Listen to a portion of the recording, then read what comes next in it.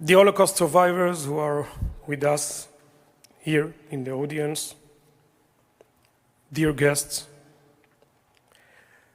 לכל איש יש שם שנתן לו אלוהים ונתנו לו אביו ואימו.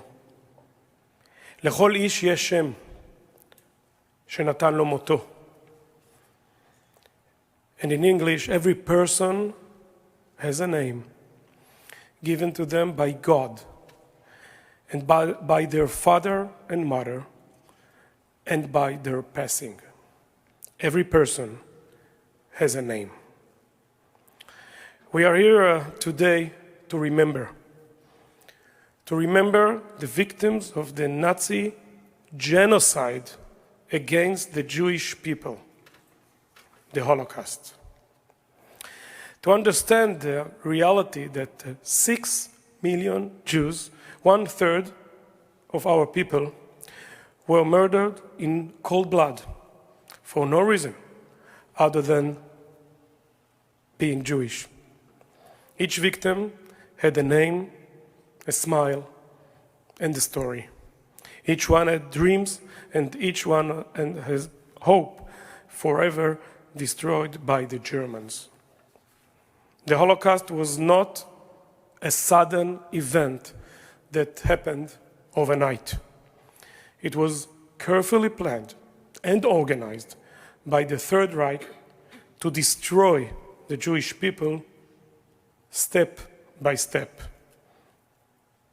They started with Jewish boycotts, then burned Jewish books.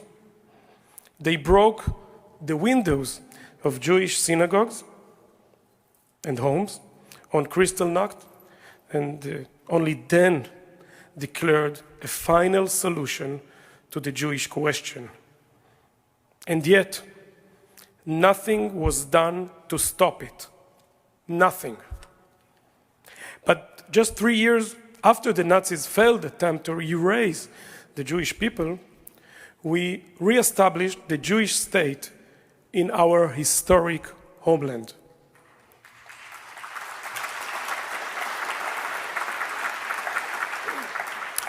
As expressed in our Declaration of Independence, Israel is a country loving peace, but knowing how to defend itself.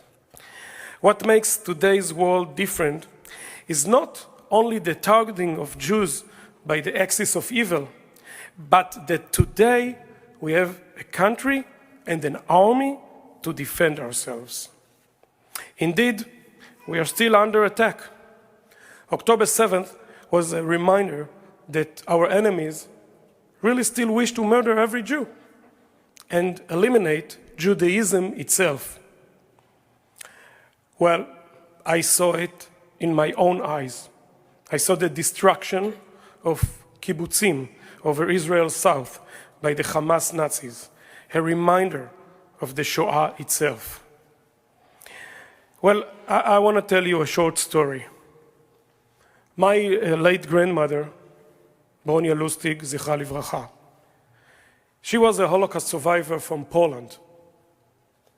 She used to say the following sentence to me, and I quote actually, and she said to me, Jews will never be told where to live or where to study.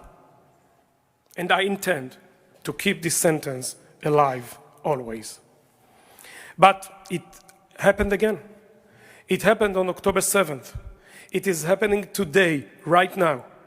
And it's not just in Israel, it's in Europe, it's even in America, including right here in New York. The anti-Semitism on the streets, the attacks on Jews at Columbia universities and others, calls for an intifada, calls for death to America, death to Israel. This is a threat not just to Israel, but to the United States and the entire free world. Those same anti-Semites deny the Holocaust and deny the attacks of October 7th, while at the same time they're saying it. They will do it again and again and again. They just said it last week here in New York. And from here, I'm saying to the West world, don't behave like you did in the 30s. Don't project weakness towards the axis of evil again. If the world continues to do nothing, the evils of the Shoah and October 7th can happen again. The free world must stand with Israel against anti-Semitism, against boycotts, and against hate. Let us honor the memory of the past, protect the promise of the future, and stand on the right side of history. Never again is right now. Am Israel Chai.